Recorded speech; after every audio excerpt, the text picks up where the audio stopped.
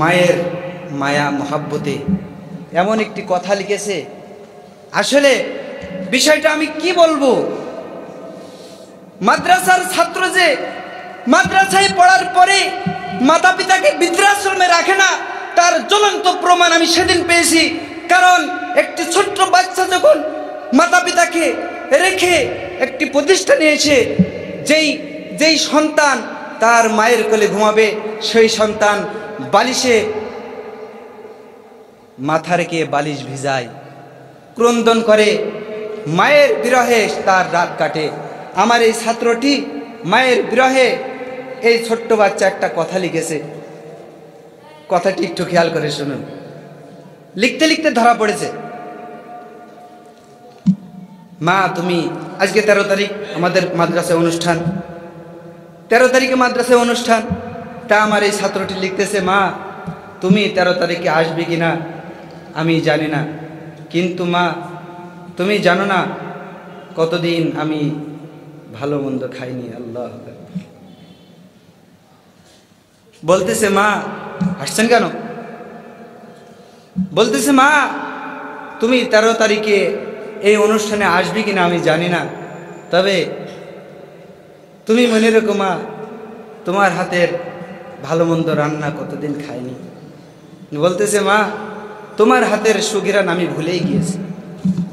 মায়ের হাতের রান্না আলাদা একটি সুঘ্রাণ। বলছে, মা আমি ভুলেই গিয়েছি তোমার হাতের রান্নার খাবার কত সুঘ্রাণ। আপনাদের হৃদয় কি একটু কাঁদিয়ে দিচ্ছে না? বলতেছে, মা তুমি 13 তারিখে আসবি কিনা আমি জানি না, কিন্তু মা তুমি জানো না আমি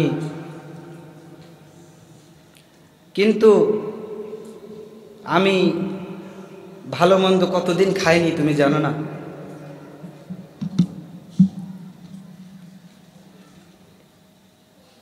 তোমার হাতের সুঘ্রাণ আমি ভুলেই গিয়েছি।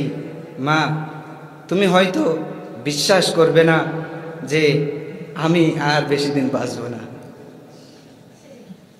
কতটা মায়ের বিরহ, আল্লাহু আকবার। বলতেছে, মা তুমি হয়তো বিশ্বাস করবে না আমি আর বেশি দিন বাঁচব না। তুমি জিজ্ঞেস করতে পারো কেন? মা আমার বুকে খুব ব্যথা করে তোমার জন্য। আমার এই ছাত্রটি মায়ের বিরহে এই কথাটি লিখতেছে, মা আমি হয়তো আর বেশি দিন বাঁচব না। তুমি জিজ্ঞাসা করতে পারো মা কেন এমন কথা কেন বললে? মা আমার বুকে খুব ব্যথা করে, আমি হয়তো আর বেশি দিন বাঁচব না। বলতেছে, আমার বুকে অনেক ব্যথা করে মা, আমি হয়তো বেশি দিন আর বাঁচব না। কারণ যে কোনো যখন আমি ঘুমাই তখন আমি অনেক খারাপ খারাপ স্বপ্ন দেখি। মা তুমি বেঁচে থাকো, মা তুমি ভালো থাকো, হয়তো আমি আর বেশি দিন বাঁচব না। আল্লাহু আকবার। এ কথা বলতেছে, মা আমি তোমার সেই পাগল জানাই। আল্লাহু আকবার। দেখেন ছেলেটি কেঁদেও দিয়েছে। এই ছেলে একদিন বড় হয়ে মা বাপকে বৃদ্ধাশ্রমে দিবে কথা বলেন, দিবে। কিন্তু আপনার যে সন্তানকে আজ আল্লাহর কুরআন না শিখিয়ে যে সন্তানকে বলতেছেন ওই কুরআন শিখে কি খাবে, ওই কুরআন শিখে ওর সার্টিফিকেট নাই, সেই সন্তান একদিন আপনাকে বৃদ্ধাশ্রমে রেখে বউকে নিয়ে চাকরি করবে, চাকরি। কিন্তু এই সন্তান মায়ের বিরহে রাত কাটায়। আমাদের হায়াত বেঁধে দিয়েছে আল্লাহ, কিন্তু আল্লাহ তোমার কাছে একটি অনুরোধ করি, আল্লাহ রমজানের অনেক ফজিলত, রহমত, মাগফিরাত, নাজাত, ওগো মাবুদ এই মাগফিরাত পার না করে তুমি আমাদেরকে মৃত্যু দিও না। ওয়াবাল্লিগনা রমাদান, আমাদেরকে দয়া করে, মায়া করে, মেহেরবানি করে তুমি আমাদেরকে রমজান পর্যন্ত পৌঁছে দাও, আমরা আমাদের গুনাহগাতা মাফ করিয়ে নিয়ে আল্লাহ তোমার ক্ষমা যখন হবে তখন তুমি আমাদেরকে মৃত্যু দিও। কত সুন্দর একটি দোয়া! আমরা কয়জন পারি দোয়াটা? আল্লাহু আকবার। যদি আমাদের ছাত্রদেরকে দাঁড় করিয়ে দেওয়া হয়, খ্যাটখ্যাট করে সব বলতে থাকবে। তাই বলতেছেন, কথায় কথা এসে যায়, কুন আলিমান আও মুতাআল্লিমান আও মুঈনান আও মুহিব্বান লাম তাকুন খামিসান ফাতাহলিক।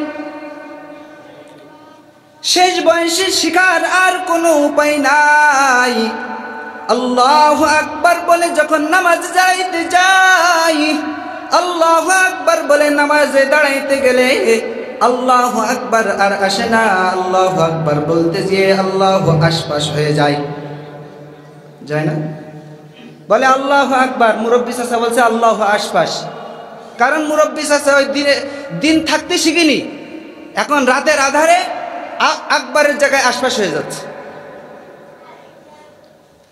তাই বলতেছেন, শেষ বয়সে আর শিকার উপায় যদি না থাকে বান্দা, আল্লাহর হাবিব সাল্লাল্লাহু আলাইহি ওয়াসাল্লাম বলতেছেন, কুন আলিমান, নিজে আলেম হও, আও মুতাআল্লিমান, যদি আলেম না হতে পারো আলেমের সান্নিধ্যে থাকো, আলেমের কাছ থেকে কিছু মাসলা মাসাইল শিখে নাও।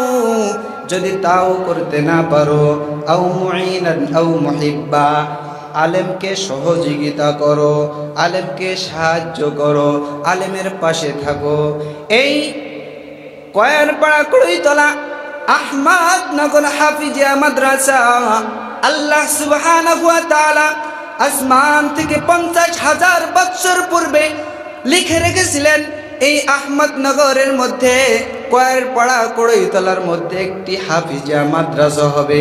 3 তলা মসজিদের 3য় তলায় হাফিজিয়া মাদ্রাসা হবে।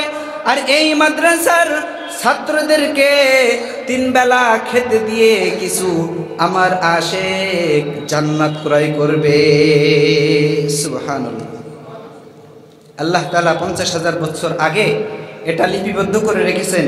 এখানে আহমদনগর কয়ারপাড়া কুড়িতলা একটি হাফিজিয়া মাদ্রাসা হবে। আর এখানে তলাবা যারা কোরআন শিখবে, এই তলাবাদের 3 বেলা খাবার খাইয়ে, 3 বেলা খাবার দিয়ে আমার কিছু পাগল জান্নাত ক্রয় করবে।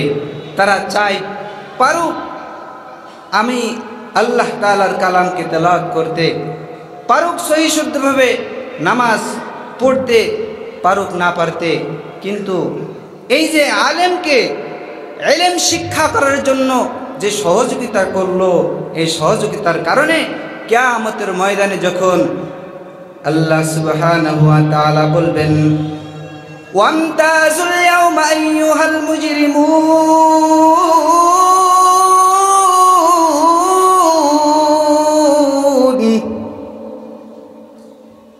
আল্লাহ সুবহানাহু ওয়া তাআলা কিয়ামতের ময়দানে একটি ভাষণ দিবেন। আল্লাহ তাআলা রাগান্বিত হয়ে বলবেন, সূরা ইয়াসিনের মধ্যে আছে, আল্লাহ তাআলা বলবেন, ওয়ামতাজুল ইয়াওমা আইয়ুহাল মুজরিমুন, ও আমার নাফরমানেরা, ও আমার অবাধ্য যারা চলেছো তারা, ওয়ামতাজুল ইয়াওমা আইয়ুহাল মুজরিমুন, আজকের দিনে তোমরা নেককারদের থেকে আলাদা হয়ে যাও। আল্লাহ তাআলার এই অর্ডারের সাথে সাথে, আল্লাহ তাআলার এই অর্ডারের সাথে সাথেই গুনাহগাররা অটোমেটিকলি আলাদা হয়ে যাবে। আর যদি ওই গুনাহগারদের কাতারের মধ্যে এমন মানুষ পড়ে যায়, আহমদনগর কয়ারপাড়া কুড়িতলা হাফিজিয়া মাদ্রাসার একজন তলাবাকে 3 বেলা খেতে দিয়েছে, একজন তলাবাকে পড়াশোনা করার জন্য, একজন ছাত্রকে পড়াশোনা করার জন্য 3 বেলা খেতে দিয়েছে, তার পাশে দাঁড়িয়েছে, তাকে খোঁজ খবর রেখেছে। কিয়ামতের ময়দানে ওই ছাত্র যদি জান্নাতে যায়, দেখবে গুনাহগারদের কাতারের মধ্যে আমার লজিনম্যান দাঁড়িয়ে আছে। আল্লাহর বান্দা ওই তলাবা, ওই ছাত্র আল্লাহ তাআলাকে ডেকে বলবেন, ও গো আল্লাহ, তোমার কালাম মুখস্থ করে আজ জান্নাতি হয়েছি, কিন্তু যার ওসিলায় ৩-৪টি বছর ওই কয়েরপাড়া মাদ্রাসায় পড়েছিলাম, যার বাড়ি তুমি আমার রিজিক রেখেছো, আমাকে 3 বেলা কষ্ট করে খাবার রেঁধে খাওয়াইছে আল্লাহ, তার চোখের সামনে দিয়ে আমি জান্নাতে যেতে পারবো না। ওগো মাবুদ, আমার ওই লজিনম্যানকে যদি তুমি জান্নাতে না দাও, মুজরিমদের কাতারে আমাকেও দাঁড় করিয়ে দাও। আল্লাহ সুবহানাহু ওয়া তাআলা তার কালাম যার বুকের মধ্যে আছে, যার সিনার মধ্যে আছে, তাকে কখনো জাহান্নামের মধ্যে ফেলবেন না। আল্লাহ সুবহানাহু ওয়া তাআলা দেখবেন আমার এই পাগল তার লজিনম্যানকে ছাড়া জান্নাতের দিকে যেতে চায় না। যাও তোমার ওই মুজরিম লজিনম্যানকে নিয়ে জান্নাতে চলে যাও। চারটেখানি কথা কি? চারটেখানি কথা। এই জন্য মেরে মোহতারাম, তালিবুল ইলম কত বড় গুরুত্বপূর্ণ একটি জিনিস। আল্লাহর ফারিস্তারা তারা যখন হাঁটে, আল্লাহর ফারিস্তারা তাদের পায়ের নিচেই তাদের ডানা বিছিয়ে দেয়। যেই ডানা ওই তলাবাকে যেই উস্তাদ শিক্ষা দিচ্ছে, সেই উস্তাদের পায়ের নিচেও ওই ডানা বিছায় না ফারিস্তারা। তাহলে তলাবার কি দাম, ছাত্রর কি দাম মেরে মোহতারাম। এই জন্য আমরা নতুন মাদ্রাসার দিকে খেয়াল রাখি, ছাত্রদের দিকে খেয়াল রাখি। যাই হোক, আমার আলোচনা ওই দিকে না। আল্লাহর হাবিব সাল্লাল্লাহু আলাইহি ওয়াসাল্লাম রমজানের পূর্বেই দোয়া করতেন, আল্লাহ যদি আমার হায়াত না থাকে তাহলে তুমি আমাকে রমজানের খাতিরে আমাকে রমজান পর্যন্ত পৌঁছিয়ে দাও। রমজানের আগে তুমি আমাকে মৃত্যু দিও না আল্লাহ, আমাকে তুমি মৃত্যু দিও না। রমজান পার করে যদি আমার হায়াত না থাকে, রমজানের পরে আমার মৃত্যু দিও। আর রমজানের আগের মাস শাবান মাস, শাবান মাসের মধ্যে একটি রাত আছে, যে রাতকে বলা হয়েছে শবে বরাতের রাত। যেই রাতের বিষয়ে আল্লাহর হাবিব সাল্লাল্লাহু আলাইহি ওয়াসাল্লাম বলতেছেন, আল্লাহ সুবহানাহু ওয়া তাআলা এই রাতে প্রথম আসমানের দিকে তার রহমত চলে আসে। প্রথম আসমানের দিকে আল্লাহ তাআলা বিশেষ নজর দেন। প্রথম আসমান থেকে জমিন পর্যন্ত আল্লাহ সুবহানাহু ওয়া তাআলা কুদরতি ইশারায় আল্লাহ তাআলা ডাকতে থাকেন, আলা মিন মুস্তাগফিরিন ফাগফির আলা। ও আমার গুনাহগার বান্দারা শুনো, জীবনে বহু গুনাহ করেছো, আজ শবে বরাতের রাত আমি আল্লাহ সুবহানাহু ওয়া তাআলা তোমাকে ডাকতেছি। ও আমার বান্দারা, তোমাদের মধ্যে কে আছে গুনাহগার? আমার কাছে ক্ষমা চাও, ক্ষমা করে দিব। আলা মিন মুস্তারজিকিন ফারজুকা লাহু। ও আমার বান্দারা, তোমাদের মধ্যে কে আছো অভাবগ্রস্ত? আমার কাছে চাও, আমি তোমার অভাবকে মিটিয়ে দিব। ও আমার বান্দারা শোনো, কে আছো অসুস্থ? আমার কাছে চাও, আমি শিফা দান করব। আল্লাহ সুবহানাহু ওয়া তাআলা এভাবে বান্দাকে ডাকতে থাকেন। আর এভাবেই মাতলাল ফজর পর্যন্ত আল্লাহ তাআলা তার বান্দাদেরকে ডাকতে থাকেন। এই জন্য শবে বরাতের রাত আগামী পরশু দিন, এই শবে বরাতের রাত আমাদেরকে খেয়াল করতে হবে। এই রাতে আমাদেরকে আল্লাহ সুবহানাহু ওয়া তাআলার কাছে চেয়ে সমস্ত গুনাহকে মাফ করিয়ে নিয়ে আল্লাহ তাআলার কাছে ক্ষমা চেয়ে আমরা আমাদেরকে নিষ্পাপ বানিয়ে ফেলি। আল্লাহ তাআলার কাছে আমরা চাই, আল্লাহ জীবনে বহু গুনাহ করেছি, তুমি আমাদেরকে ক্ষমা করে দাও। আল্লাহ অভাবগ্রস্ত অভাবকে দূর করে দাও। আল্লাহ তাআলার কাছে চাইব তো ইনশাআল্লাহ।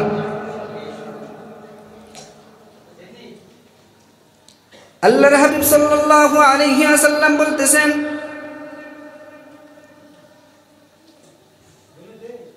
আল মুসলিমু মান সালিমাল মুসলিমুনা মিন লিসানিহি ওয়া ইয়াদিহি। আল মুসলিমু মান সালিমাল মুসলিমুনা মিন লিসানিহি ওয়া ইয়াদিহি। খাঁটি মুসলমান আর খাঁটি ইমানদারকে তার পার্থক্য এখন আপনাদেরকে বুঝাইব। খাঁটি মুমিন সেই ব্যক্তি যেই ব্যক্তির ব্যাপারে আল্লাহ সুবহানাহু ওয়া তাআলা কালামে হাকিমের মধ্যে বলতেছেন, قد أفلح المؤمنون الذين هم في صلاتهم خاشعون والذين هم عن اللغو معرضون والذين هم للزكاة فاعلون قد أفلح المؤمنون।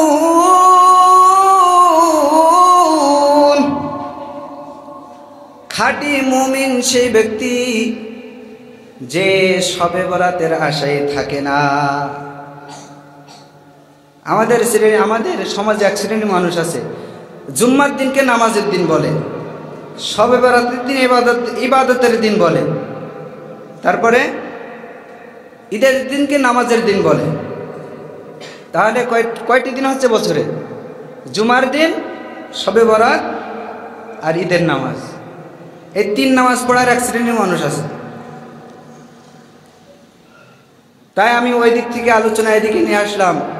শবে বরাতের অপেক্ষায় থাকলে হবে না মুসলমান। আল্লাহ তাআলা বলতেছেন, قد أفلح المؤمنون। খাঁটি মুমিন সেই ব্যক্তি আল্লাযীনা হুম ফি সলাতিহিম খাশিউন, যে ব্যক্তি 5 ওয়াক্ত নামাজের পাবন্দি করে।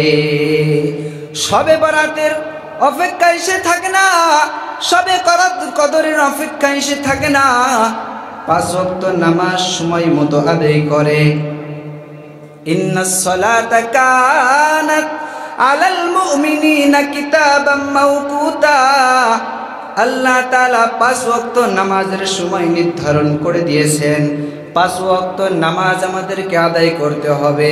5 ওয়াক্ত নামাজ যদি আমি আদায় করতে না পারি, 5 ওয়াক্ত নামাজ যদি আমার দ্বারা আদায় করা সম্ভব না হয়, তাহলে আমি পূর্ণ মুমিন নয়, খাঁটি ইমানদার নয়। 5 ওয়াক্ত নামাজ যদি খুজুর সাথে পড়তে পারি, তাহলে আমি খাঁটি মুমিন। 5 ওয়াক্ত নামাজ পড়বো ইনশাআল্লাহ, হাত তুলে 5 ওয়াক্ত নামাজ পড়বো। এটা কিন্তু আল্লাহ তাআলার ঘর মসজিদ, এখানে মিথ্যা কথা বললে চলবে না। অনেকে নাক লজ্জায়, হ্যাঁ শ্বশুর মশাই হয়ে গিয়েছেন, তা এখন হাত না তুললে মানুষ কি বলে, ওই হাত তোলার দরকার নাই, হাত নামান ইনশাআল্লাহ। আল্লাহ তাআলা কবুল করুন।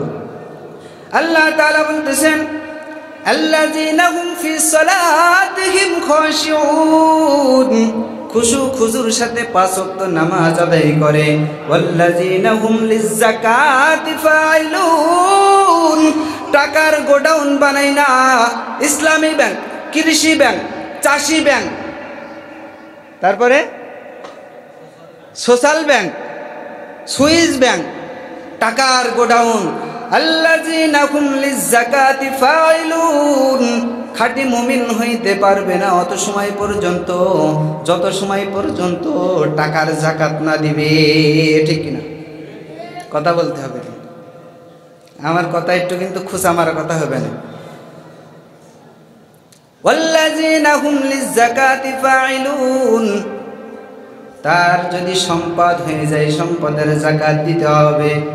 সম্পদের যাকাত যদি দিতে পারো, তাহলে তোমার বিষয়ে আল্লাহ তাআলা বলেছেন, কদ আফলাহাল মুমিনুন, তুমি হলে খাঁটি মুমিন। এবার আসুন, খাঁটি মুসলমান কি জিনিস? বুঝাইলাম খাঁটি মুমিনকে, এবার বুঝাবো খাঁটি মুসলমানকে। আল্লাহর হাবিব সাল্লাল্লাহু আলাইহি ওয়াসাল্লাম বলতেছেন, এদিক খেয়াল করতে হবে। আল্লাহর হাবিব সাল্লাল্লাহু আলাইহি ওয়াসাল্লাম বলতেছেন, আল মুসলিমু মান সালিমাল মুসলিমুনা মিন লিসানিহি ওয়া ইয়াদিহি। আল মুসলিমু খাঁটি মুসলমান ওই ব্যক্তি, মান সালিমাল মুসলিমুনা মিন লিসানিহি ওয়া ইয়াদিহি। খাঁটি মুসলমান ওই ব্যক্তি যার হাত ও মুখ দ্বারা অপর মুসলমান ভাই নিরাপদে থাকে, যার হাত ও মুখ দ্বারা অপর মুসলমান নিরাপদে থাকে। এখন নিরাপদের তরজমা কি? নিরাপদের তাফসীর কি?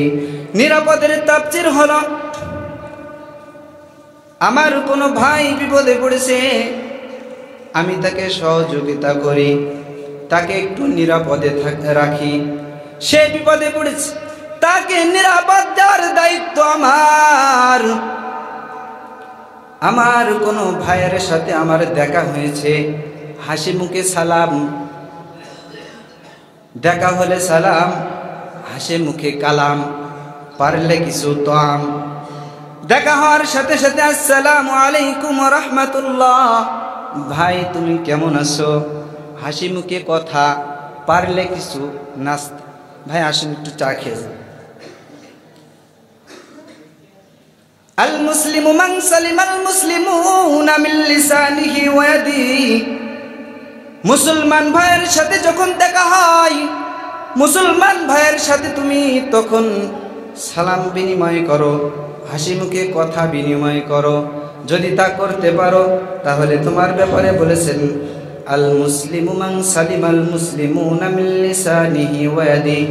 খাঁটি মুসলমান ওই ব্যক্তি যার হাত ও মুখ দ্বারা অপর মুসলমান নিরাপদে থাকে। বেঈমান, বেদিন, ফিলিস্তিন, আরাকান, কাশ্মীর মুসলমান ভাইদের উপরে কত আক্রমণ, কত নির্যাতন। আমরা আরাকানে যেতে পারি না, ফিলিস্তিনে যেতে পারি না, আমাদের সেই সামর্থ্য নাই। কিন্তু আল্লাহর হাবিব সাল্লাল্লাহু আলাইহি ওয়াসাল্লাম বলতেছেন, যদি তুমি সেখানে না যেতে পারো তাহলে তোমার মুখ আছে, অন্তত মুখ দ্বারা তার প্রতিবাদ করো। যদি তোমার সম্ভব হয়, তোমার চোখের সামনে যদি তোমার কোনো মুসলিম ভাইকে আক্রমণ করতেছো তুমি দেখতেছো, তাহলে তোমার শরীরের যত শক্তি আছে সমস্ত শক্তি তুমি প্রয়োগ করে তুমি তাকে নিরাপদে রাখো। আল মুসলিমু মান সালিমাল মুসলিমুনা মিন লিসানিহি ওয়া ইয়াদিহি। যদি তোমার কোনো মুসলমান ভাইয়ের উপরে আক্রমণ হয়, যদি কোনো ইহুদি খ্রিস্টান বেঈমান বেজাতির দল তোমার কোনো মুসলমান ভাইয়ের উপর আক্রমণ করে, তাহলে যদি তোমার ওই মুসলমান ভাইকে তুমি সহযোগিতা করে তাকে নিরাপদে রাখো, তাহলে আল্লাহর হাবিব সাল্লাল্লাহু আলাইহি ওয়াসাল্লাম বলতেছেন, তুমি হলে খাঁটি মুমিন, তুমি হলে খাঁটি মুমিন। আর যদি তুমি না করতে পারো তাহলে তুমি খাঁটি মুমিন হতে পারো নাই। একদা আল্লাহর হাবিব সাল্লাল্লাহু আলাইহি ওয়াসাল্লাম নবুয়ত প্রাপ্তি হওয়ার পর আল্লাহর হাবিব সাল্লাল্লাহু আলাইহি ওয়াসাল্লাম সাহাবায়ে কেরামদেরকে নিয়ে বললেন, ও আমার সাহাবারা, তোমরা তো ইসলাম গ্রহণ করেছো, এখন ইহুদি খ্রিস্টান বেঈমানেরা তোমাদেরকে যেখানে দেখবে সেখানে আক্রমণ করবে, যুদ্ধ করতে, জিহাদ করতে হতে পারে, তোমরা কে কে রাজি আসো, আল্লাহর রাস্তায় তোমাদের জানকে কুরবানি করে দেবে।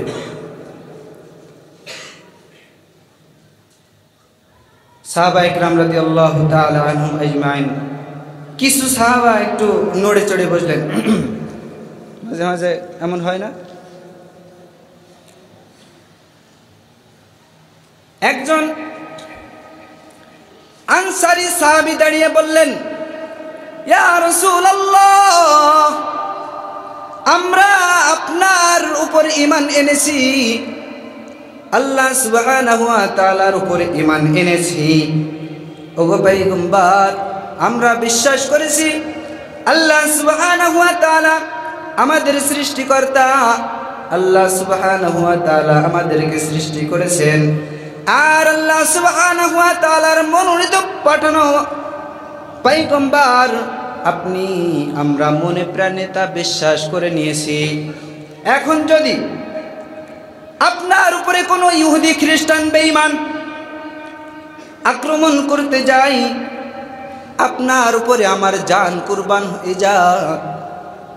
আপনার বাম দিক থেকে যদি কোনো বেঈমান আক্রমণ করতে যায়, আমরা আপনার বাম দিক দাঁড়িয়ে যাব।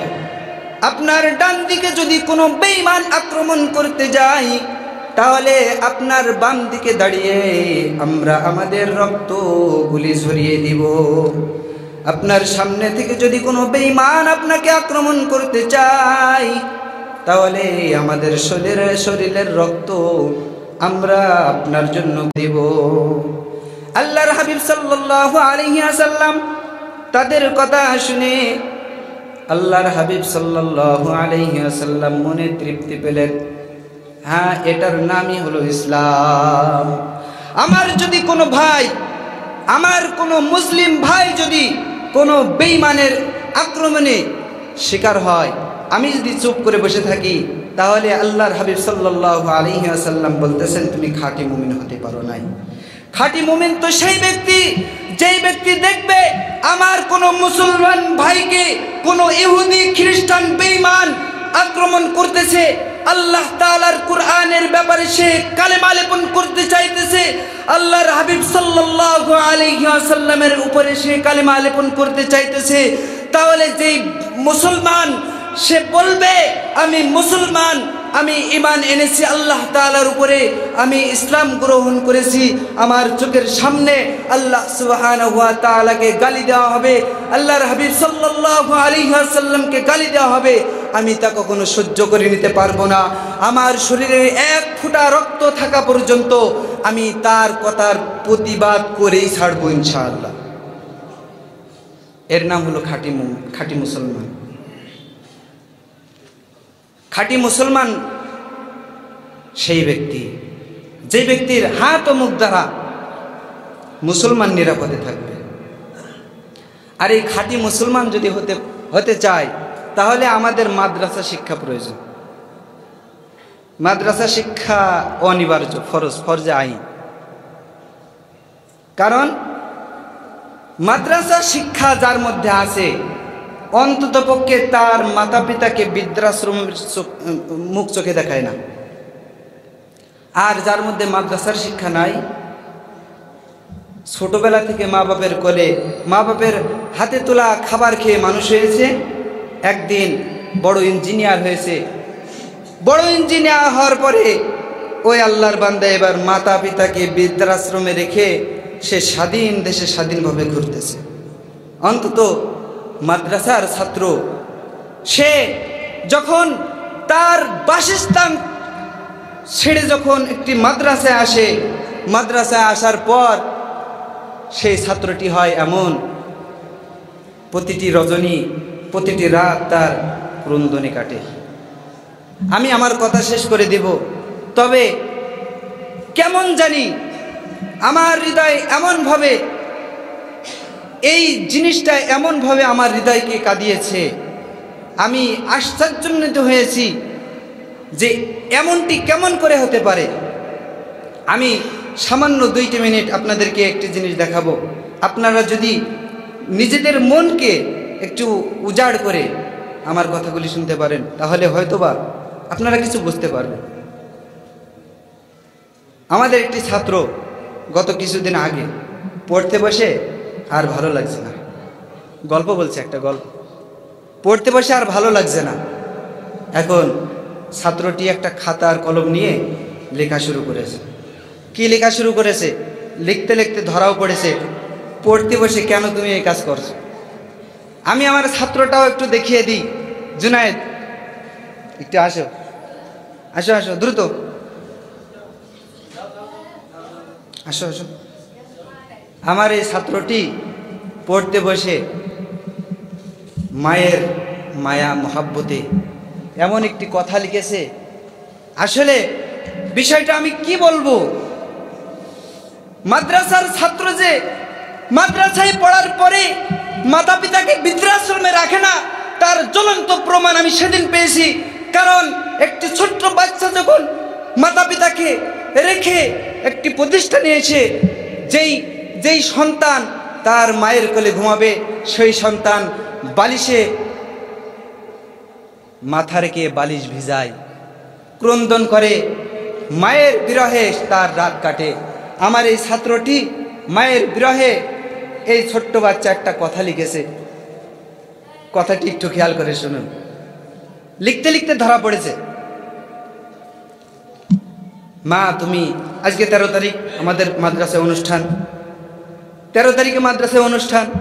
তা আমার এই ছাত্রটি লিখতেছে, মা তুমি 13 তারিখে আসবে কিনা আমি জানি না, কিন্তু মা তুমি জানো না কতদিন আমি ভালো মন্দ খাইনি। আল্লাহ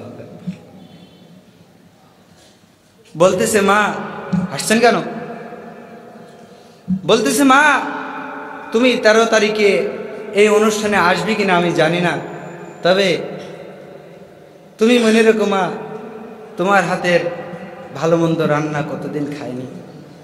বলতেছে, মা তোমার হাতের সুঘ্রাণ আমি ভুলেই গিয়েছি।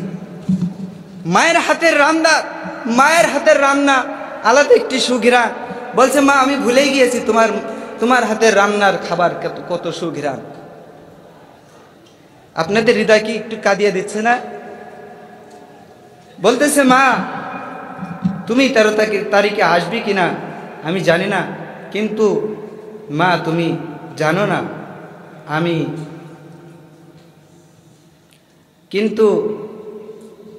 আমি ভালো মন্দ কতদিন খাইনি তুমি জানো না।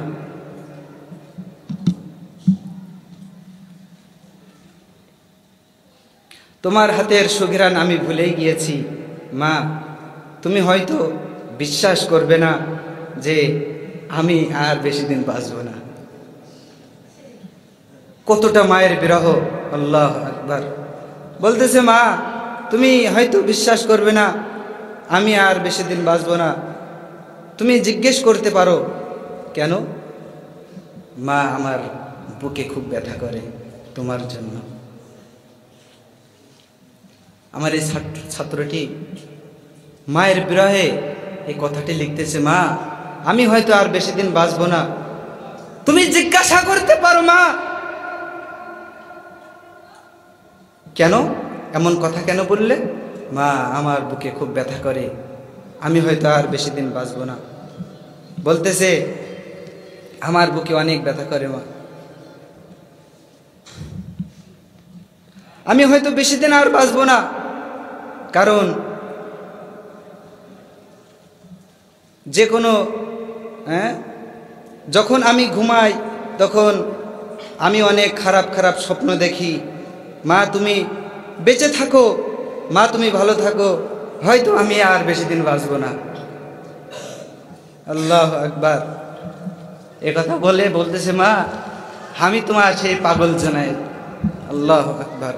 দেখেন ছেলেটি কেঁদেও দিয়েছে। এই ছেলে একদিন বড় হয়ে মা বাপকে বৃদ্ধাশ্রমে দিবে কথা বলেন, দিবে।